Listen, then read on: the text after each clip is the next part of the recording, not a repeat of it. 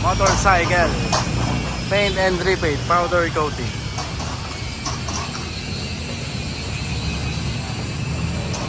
Nabaklas na ni Idol. Hindi, napili ko ano glossy black. Dito Pati, pati yung mags glossy black din. Para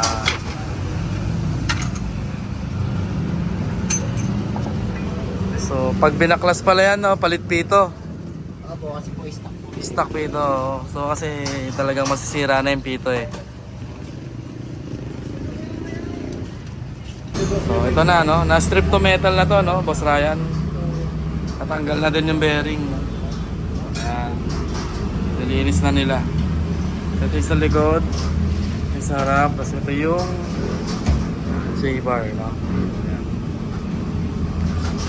Tapos after na ito, Boss Ryan, ipipintura na. Ay, oven muna.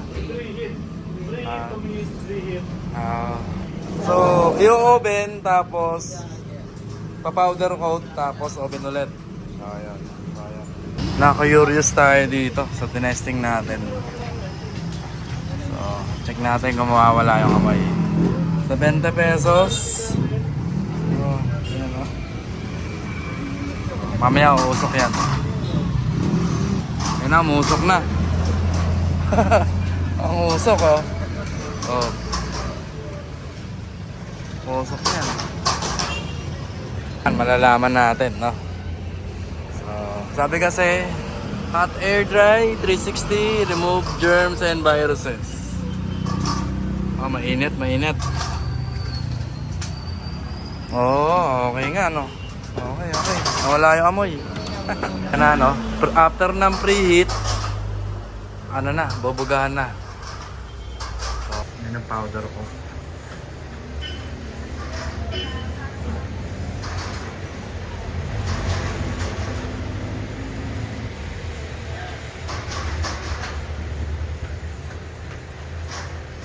Kulay matte siya, no? Pero pag na ano yan, glossy.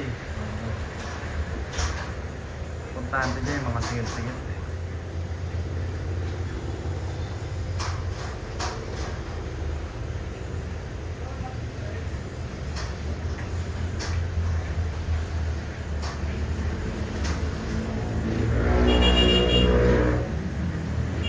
Ito yung mga kulay, no?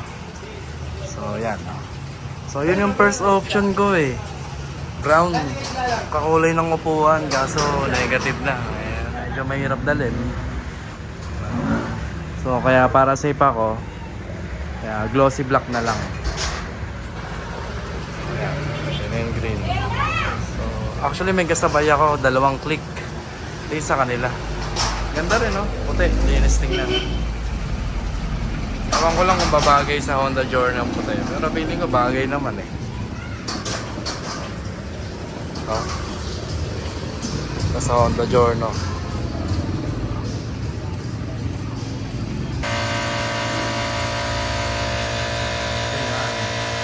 Ayan na, no? Dalawang mags, no? Ay,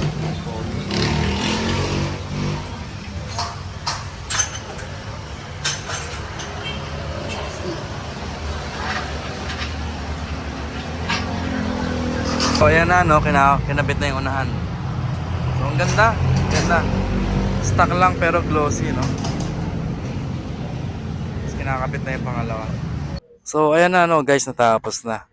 So dito na ako nag-video sa bandang Parcal, Caltex. Shoutout sa inyo.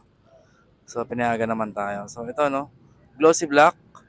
And then pati yung kanyang swing arm, glossy black din. Yan, hindi na masyado makita sa gabi.